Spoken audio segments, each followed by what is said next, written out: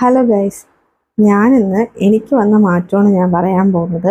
വേറെ ഒന്നുമല്ല, എനിക്കൊരു 1.5 വർഷത്തിന് മുന്നേ എനിക്കൊരു ആക്സിഡൻറ്റ് പറ്റിയിട്ട് എനിക്ക് മെഡിസിൻ എടുക്കേണ്ടി വന്നിട്ടുണ്ടായിരുന്നു. അതിൻ്റെ പരിണത ഫലമായിട്ട് ഒത്തിരി ഹെയർ ഫോൾസ് ഉണ്ടായിട്ടുണ്ട്. അതിന് മുന്നേ ഞാൻ 2-3 പ്രാവശ്യം ഞാൻ ഹെയറിൽ ട്രീറ്റ്മെൻറ്റ് ചെയ്തിട്ടുണ്ട്.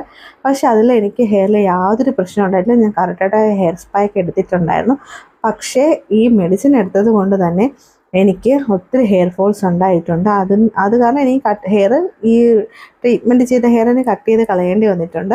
അതിനുശേഷം ഞാൻ കറക്റ്റായിട്ട് ഹെയർ സ്പായും കാര്യങ്ങളൊക്കെ ചെയ്ത് ഇപ്പം 1.5 വർഷത്തിന് ശേഷം എനിക്കുണ്ടായ ഗ്രോത്താണ്. പിന്നെ ഇത് കെമിക്കൽ ട്രീറ്റ്മെൻ്റ് അല്ല, ഇത് നാച്ചുറലി ഉള്ളൊരു ട്രീറ്റ്മെൻറ്റാണ്.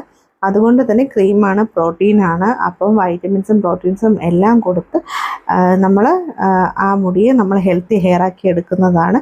അതിന് ശേഷമുള്ള റിസൾട്ടാണ് നിങ്ങളീ കാണുന്നത്.